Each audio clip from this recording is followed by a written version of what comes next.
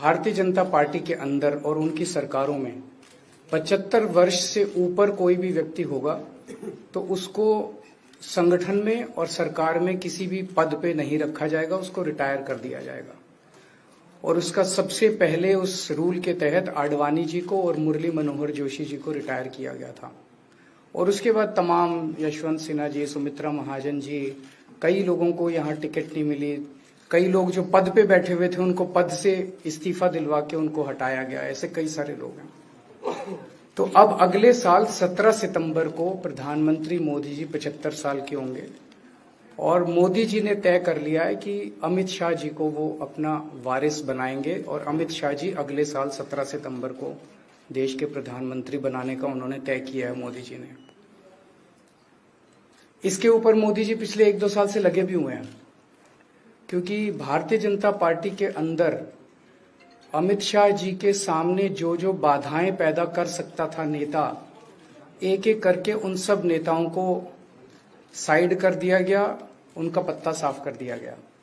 शिवराज सिंह चौहान को हटा दिया गया, वसुंधरा राजे को हटा दिया गया, डॉक्टर रमन सिंह को हटा दिया गया, देवेंद्र फडणवीस को खत्म कर दिया गया, खट्टर साहब को खत्म कर दिया गया, एक एक करके सबको खत्म कर दिया गया। एक ही शख्स बचे हैं जो अमित शाह जी के रास्ते का कांटा बन सकते हैं। हेलो, आवाज आ रही है? आ रही है। एक ही ठीक है, आ रही है।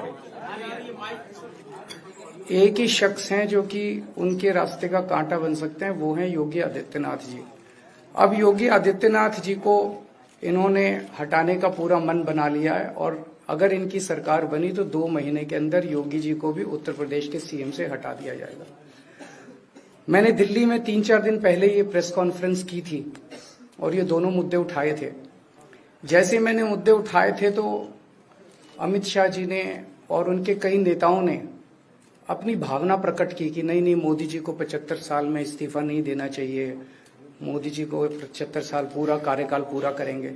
उन सब की भावनाओं की मैं कद्र करता हूं, क्योंकि अपने नेता के लिए जब भी ऐसी बात होती है तो सब लोग सामने आके बात करते हैं। लेकिन बड़ी बात यह है कि मोदी जी ने ऐसा नहीं कहा कि मैं 75 साल पे इस्तीफा नहीं दूंगा, मैं रिटायर नहीं होऊंगा। उनका अपना बनाया हुआ रूल है और मुझे पूरी उम्मीद है कि मोदी जी का अपना बनाया हुआ रूल है और मोदी जी अपने रूल को फॉलो करेंगे। नहीं तो लोग कहेंगे कि मोदी जी ने ये रूल आडवाणी जी को हटाने के लिए बनाया था, जब अपनी बारी आई तो नहीं। तो मोदी जी इस रूल का फॉलो करेंगे, ये पूरा यकीन है देश के लोगों को कि उन्होंने खुद रूल बनाया तो खुद फॉलो करेंगे। दूसरी बड़ी बात जो हुई कि जब मैंने कहा कि योगी आदित्यनाथ जी को 2 महीने में हटा दिया जाएगा, इस पे अभी तक भाजपा के किसी नेता की टिप्पणी नहीं आई है।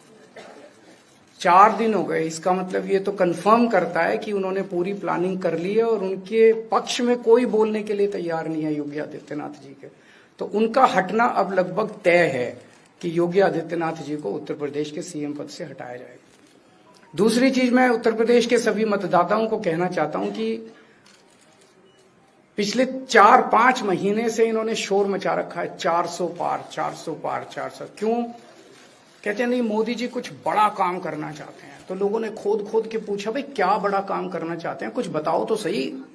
तो उन्होंने नहीं बताया। लोगों ने फिर अंदर से पता किया कि बड़ा काम ये करना चाहते हैं कि देश से रिजर्वेशन खत्म करना चाहते हैं।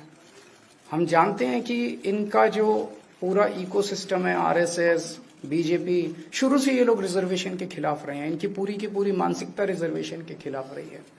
तो मैं सभी लोगों को ये आगाह करना चाहता हूं कि ये बड़ा काम इनको 400 पार इसीलिए चाहिए क्योंकि ये रिजर्वेशन खत्म करना चाहते हैं। संविधान को, बाबा साहब अम्बेडकर ने जो संविधान बनाया था, उस संविधान को ये तार तार करना चाहते हैं। पूरे देश भर से अब जो ट्रेंड आ रहे हैं, वो ट्रेंड ये दिखाते हैं कि भारतीय जनता पार्टी को 250 से भी नीचे, मेरे हिसाब से 220 के आसपास, 3-4 दिन पहले भी मैंने कहा था, 220 से कम सीटें इनकी आती हुई नजर आ रही हैं। आप हिसाब लगा लीजिए। मैं हरियाणा होके आ रहा हूं कल परसों। हरियाणा में इनकी बहुत कम हो रही हैं, दिल्ली में इनकी बहुत कम हो रही हैं, पंजाब में मुझे नहीं लगता इनकी कोई सीट आ रही है, कर्नाटक में इनकी काफी कम हो रही है, महाराष्ट्र में इनकी बहुत कम हो रही है, बंगाल में इनकी कम हो रही है, यूपी में इनकी कम हो रही है, बिहार में इनकी कम हो रही है, झारखंड में इनकी कम हो रही है, राजस्थान में इनकी कम हो रही है। तो इनकी सीटें आ कहां रही हैं?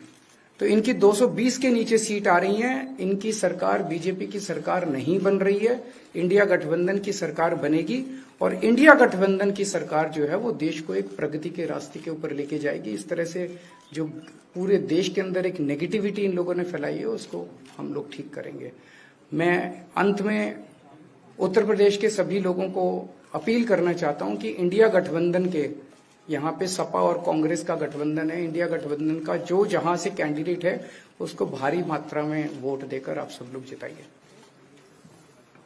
अब मैं निवेदन करूंगा समाजवादी पार्टी के राष्ट्रीय अध्यक्ष माननीय अखिलेश यादव जी से।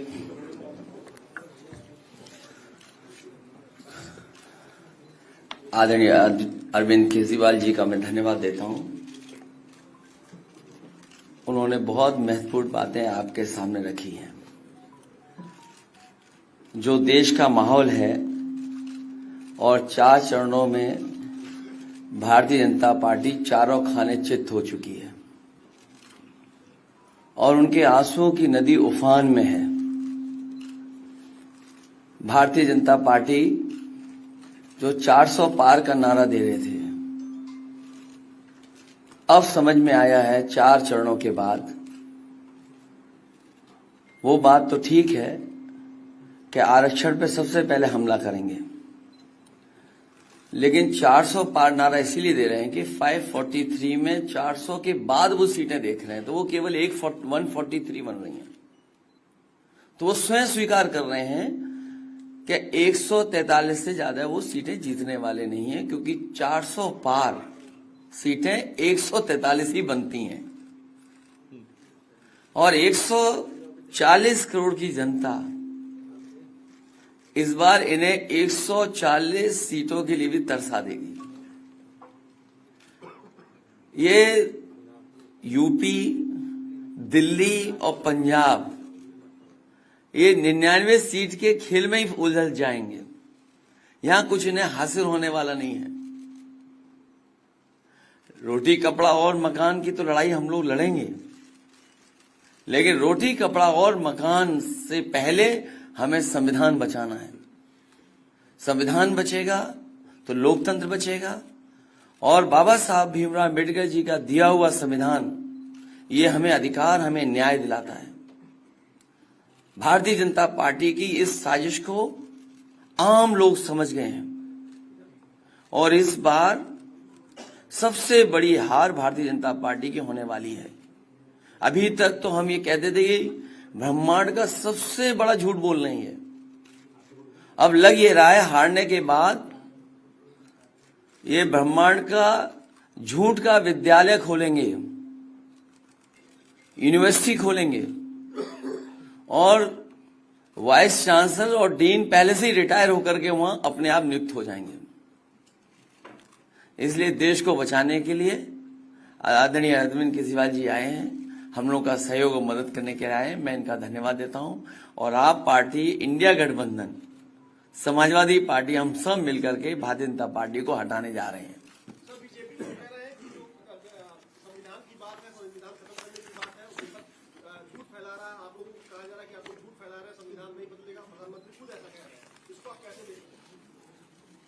उनकी कौन सी बात सच निकलेगी? अभी आपसे कहा कि 75 साल वाला जो वो है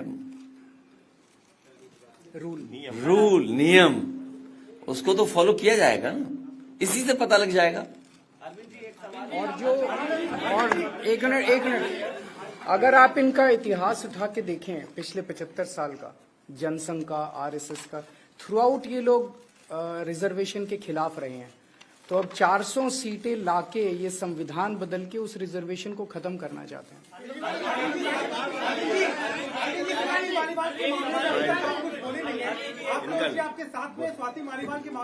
अरे उससे ज्यादा जरूरी और चीजें भी हैं, कागज हम निकाल लिए। भाजपाई किसी के सगे नहीं है, ये है कि भाजपाई किसी के सगे नहीं है और भाजपाई झूठे मुकदमे लगाने वाला गैंग है। हाँ बोलो। बोल रहे बता रहे। हाँ मैं बोल रहा हूँ। एक सेकंड बोल रहा हूं।